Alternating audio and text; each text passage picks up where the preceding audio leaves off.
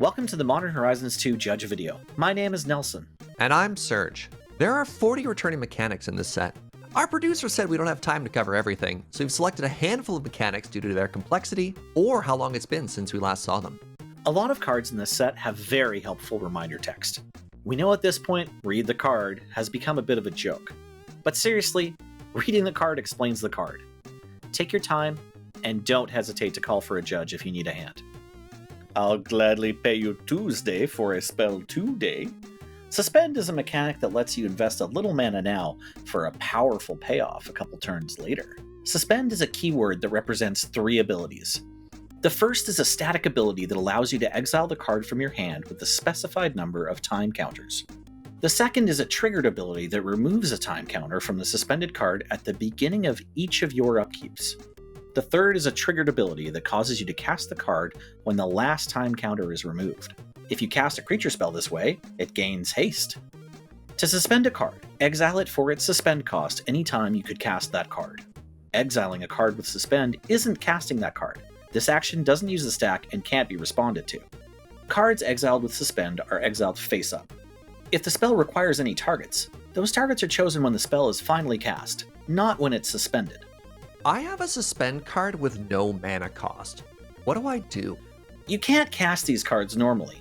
While there are other ways in the set to cast them, normally you'll only be casting them with suspend. When I remove the last time counter, can I leave it in exile and cast it later? You must cast the card if able. You must do so even if it requires targets, and the only legal targets are ones that you really don't want to target. Timing permissions based on the card's type are ignored. If you can't cast the card, perhaps because there are no legal targets available, it remains exiled with no time counters on it, and it's no longer suspended. Madness is back, and it's probably one of the most satisfying mechanics in the set. It can be really frustrating when your opponent makes you discard a card, but the absolute galaxy brain reversal of being able to cast that spell, priceless. Madness means, if you discard this card, discard it into exile. When you do, cast it for its madness cost. If you choose not to cast it when the madness triggered ability resolves, it's put into your graveyard. You don't get another chance to cast it later. Cards are only discarded from a player's hand. Effects that put cards into a player's graveyard from anywhere else don't count. Madness works independently of why you're discarding the card. Does that mean I can discard a card with madness whenever I want? You can't discard a card with madness just because you want to, no. Casting a spell with madness ignores the timing rules based on the card's card type. For example, you can cast a sorcery with madness if you discard it during an opponent's turn. If you discard a card with madness to pay the cost of a spell or activated ability, that madness triggered ability, and the spell that card becomes if you choose to cast it, will resolve before the thing that made you discard your card. Like playing lots of colors in your decks? Me too. Converge is here to reward your greed. Converge spells get better depending on how many colors of mana you spend to cast them. There are only 5 colors in Magic. Sadly, colorless is not a color. Note that the cost of a spell with Converge may limit how many colors of mana you can spend. Unless a spell or ability allows you to, you can't choose to pay more mana for a spell with Converge. Likewise, if a spell or ability reduces the amount of mana it costs you to cast a spell with Converge, you can't ignore that cost reduction. If there are any alternative or additional costs, the colors of mana spent to pay those costs will count.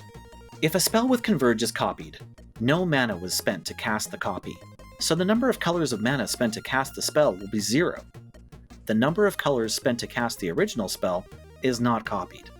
Seeing the control player sweating can only mean one thing. Split Second is back.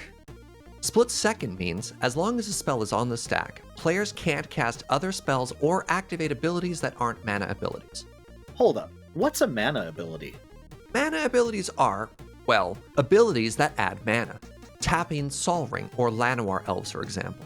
This means that if a Split Second spell was targeting either of those permanents, you can still tap them to add mana in response. Split Second sort of means it's the most instant, and a lot of people interpret this to mean you can't respond to Split Second.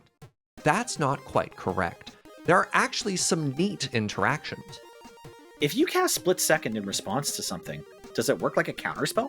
Split Second won't affect spells and abilities that are already on the stack, so no, it doesn't make other spells on the stack fizzle.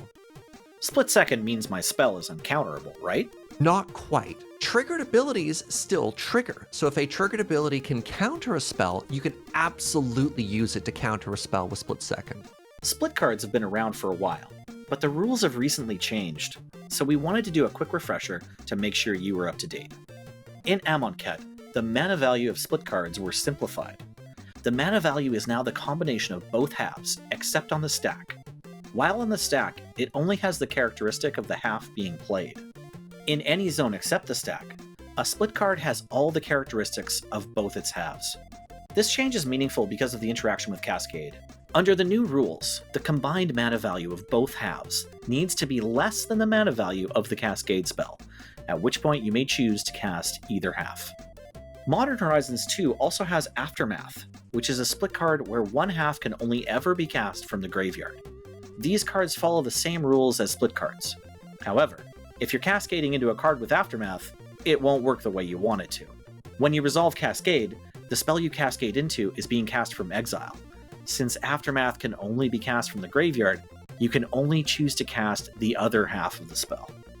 Evoke gives you flexibility to cast your creatures for a discount and opens up a world of sweet new lines.